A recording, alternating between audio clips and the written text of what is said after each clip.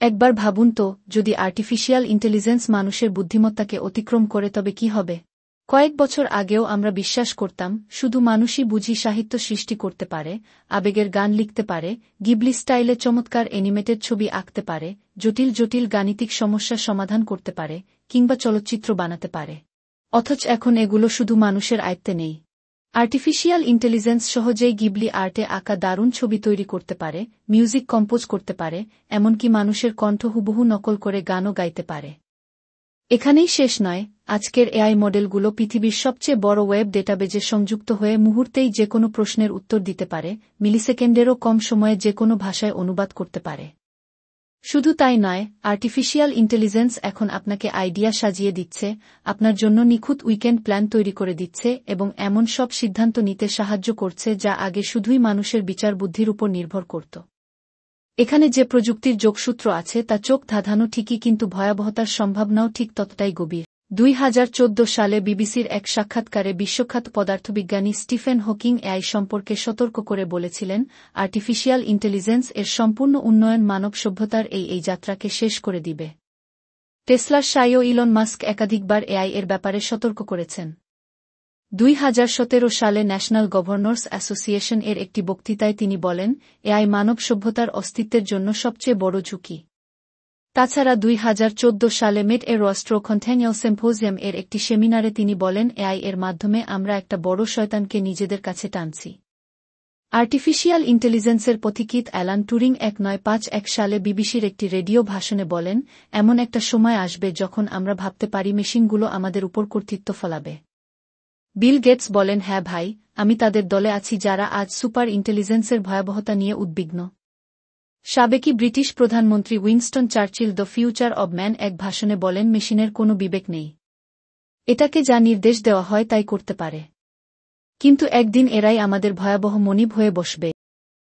কথাগুলো একটু ভেবে দেখুন তো, আসলেই এআই এতটা ভয়াবহ রূপ ধারণ করতে পারে কি? এজন্য প্রথমে আমাদের এআই এর ধরন বুঝতে হবে। চলুন বিস্তারিত জেনে আসি। আর্টিফিশিয়াল ইন্টেলিজেন্সকে সাধারণভাবে তিনটি ভাগে ভাগ করা হয়। 1. নারাও এআই, যে এআই একটি নির্দিষ্ট কাজ ভালোভাবে করতে পারে, যেমন ভাষা অনুবাদ, ছবি চেনা, মুখ শনাক্ত, চ্যাটবটের মাধ্যমে কথোপকথন, ডেটা খুঁজে বের করা ইত্যাদি। এরাই সীমিত বুদ্ধিমত্তার এআই। এটি আজকের সবচেয়ে প্রচলিত ও সরল এআই। যেমন চ্যাট, গ্রক, ডিপসিক এগুলো হল আর্টিফিশিয়াল ন্যারো ইন্টেলিজেন্স। এই মডেলগুলোকে যেভাবে প্রোগ্রাম করা হবে, যেই নির্দেশনা দেওয়া হবে, তার বাহিরে এরা কোনো সিদ্ধান্ত নিতে পারবে না। এদের স্বয়ংক্রিয়ভাবে নিজেদের আপডেট কিংবা লার্নিং করার ক্ষমতা নেই। এগুলোকে বলা হয় সীমিত বুদ্ধিমত্তার এআই।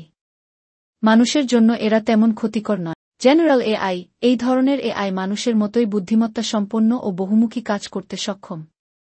এটি একাধিক সমস্যার সমাধান করতে পারে, মিউজিক ও ভিডিও তৈরি করতে পারে, টেক্সটে লুকিয়ে থাকা আবেগ বুঝতে পারে এবং একাধিক পরিবেশে মানিয়ে নিতে পারে।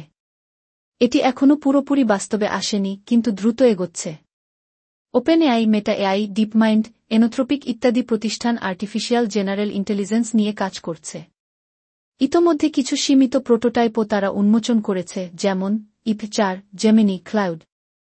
3. সুপারইন্টেলিজেন্স, সুপার বুদ্ধিমত্তা, যখন একটি এআই শুধু মানুষের মতো নয়, বরং মানুষের চেয়েও অধিক বুদ্ধিবৃত্তিক ক্ষমতা সম্পন্ন, যার চিন্তাশক্তি ও সমস্যার সমাধানের ক্ষমতা মানুষের চেয়ে অনেক গুণ বেশি, তখন তাকে বলে আর্টিফিশিয়াল সুপার ইন্টেলিজেন্স।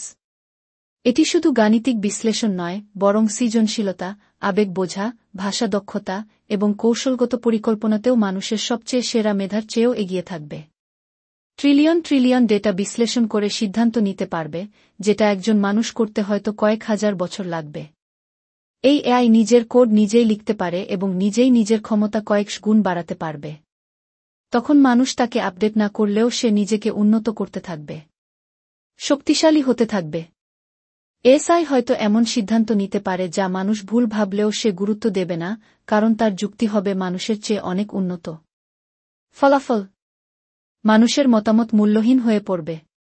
মানুষ তার কাছে হয়ে যাবে ছোট পিঁপড়ার মতো। আর্টিফিশিয়াল সুপার ইন্টেলিজেন্স এর সবচেয়ে ভয়ানক দিক হল এই অ্যালাইনমেন্ট প্রবলেম। কারণ এটি মানুষের চেয়ে অনেক বেশি দ্রুত চিন্তা করতে পারবে, নিজেকে নিজেই আপগ্রেড করতে পারবে, রিকার্সিভ সেলফ ইমপ্রুভমেন্ট, এবং এমন সিদ্ধান্ত নিতে পারবে যা মানুষ বুঝতেও পারবে না। সে মানবিক মূল্যবোধ বুঝবে না, কারণ সে কখনো মানুষ ছিল না। যাই হোক, এই এক আশীর্বাদ, যার চূড়ান্ত রূপই সুপারইন্টেলিজেন্স। এটিই হয়তো মানবজাতির শেষ আবিষ্কার হবে। তবে সে আশীর্বাদই যদি নিয়ন্ত্রণহীন হয়ে পড়ে, তা মানুষের জন্য সবচেয়ে বড় অভিশাপে পরিণত হবে। তাই সময় থাকতেই আমাদের প্রস্তুতি নিতে হবে, যেন আমরা প্রযুক্তির প্রভু হয়ে থাকতে পারি, প্রযুক্তির দ্বারা কখনো পরিচালিত না হয়ে যাই।